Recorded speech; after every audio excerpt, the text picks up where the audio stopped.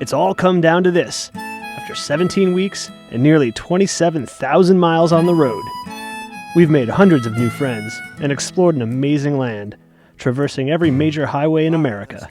We're finally here at the last tailgate, number 32.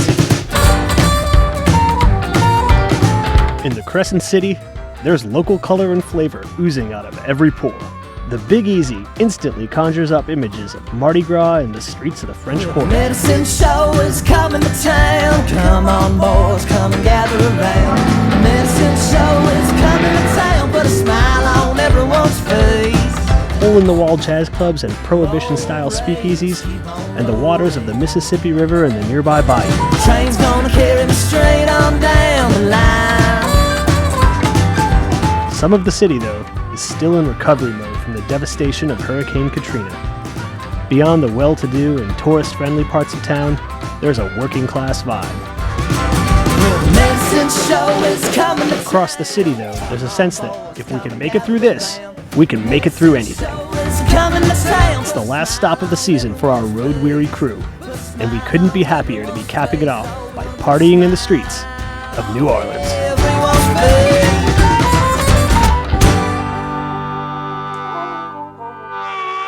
Hey, we're John and Mike, brothers who are die-hard football fans on a mission to do the unthinkable. Tailgate 32 pro football games in 17 weeks, all in an RV. Each team's city has its own style and traditions, and we're going to try them all. We'll dine, drive, and discover what it takes to be the ultimate football tailgate. This is Tailgate 32.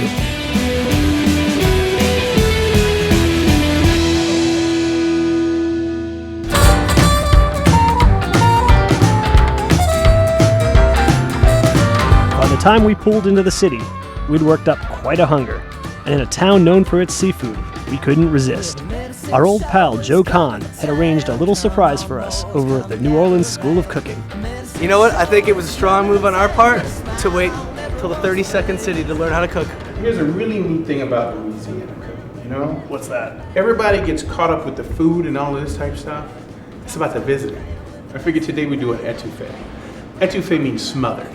The traditional roux is just butter and flour. The secret to Louisiana cooking. What's that? Is right here on this plate. What do we got there? Some onions? Onion, celery, and bell pepper. Roll, rails, keep on rolling. Train's gonna carry me straight on down the line. All right. Here, a little shrimp. Boom. I like shrimp etouffee. Etouffee is served over rice. Right. Put a little rice in the middle of the plate.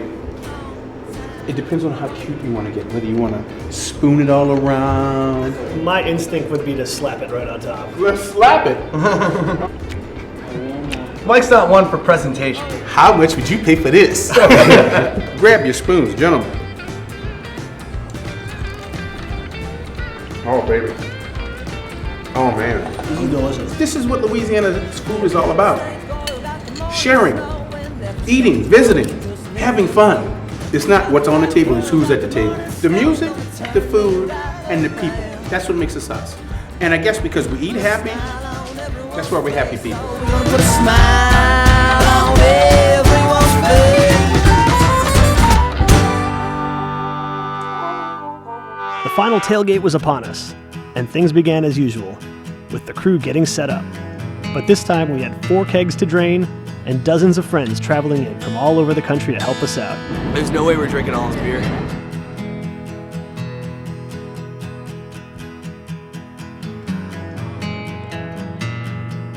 At our first stop of the morning, the neighboring tailgaters treated us to a few end-of-season cigars. There we go.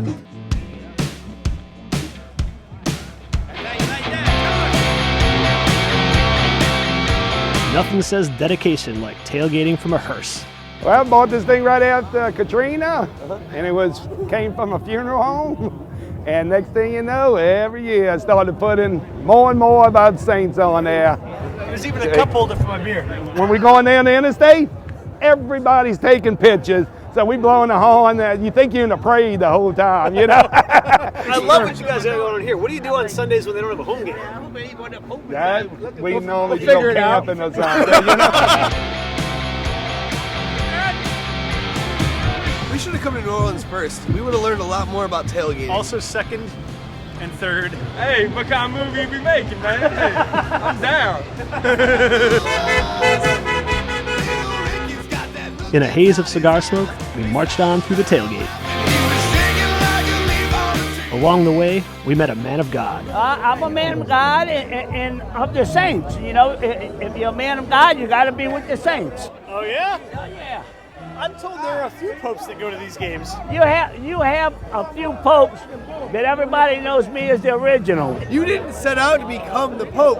It started out the year that Pope John Paul came to New Orleans, and he had a youth mass in a Superdome. 1987. And yep, that's what it was, 87. But the following Sunday, I made an outfit.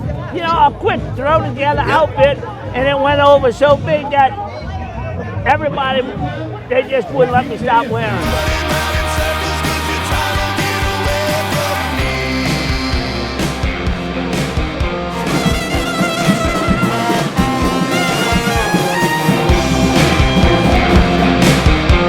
There was a nice mix of smaller family tailgates and larger sponsored ones, and everyone seemed to be having a great time at both. Hoorah, baby, hoorah! It feels like we've met one standout tailgater at each stop. In the case of New Orleans, that man was Sparky. That's boudin inside of a pork chop wrapped in bacon. It's called the Cajun football. That's a Canadian goose. It's a Canadian. Well, actually, it's a little small for Canadian goose. It's just part of his breast. He knows it's probably red hot. And just down here, people just have a love for life that is, you know, a little different than everybody else. I like to tell people it's the biggest small town in the country. You know, people think New Orleans is real big. It's not really a big town, and everybody here knows everybody. So, you know, if I don't know you, I know somebody you know. So we always have that common thread. When we start talking, it's like, man, you know what? I know this guy who works with my cousin. I was at your wedding. Surrounded by so many personal friends and loaded up with amazing food and drink, we felt that this was one of the most memorable experiences of our journey. Courtesy of a man named Scott Sparky Sparks. He is a Sparky. He's awesome. Get ready for jambalaya.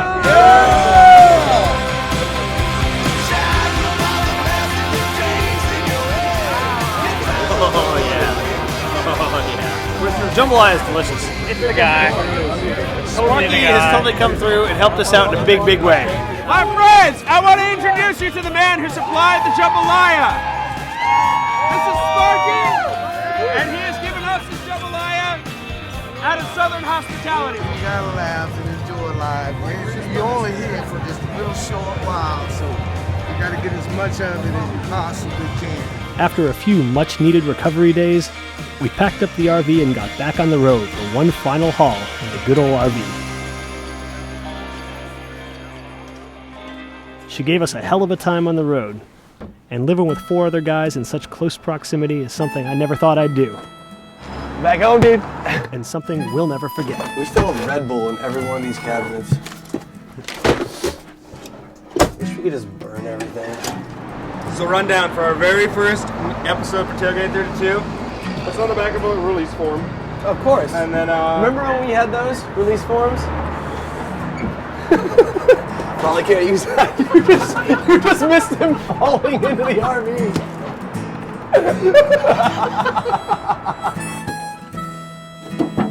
Oh my God, I remember this. Where's that from? That's from Cincinnati. It seems these days I'm all dried up. I guess these days I'm all That used to be white at the beginning of this trip. No, I think it was yellow before I brought it.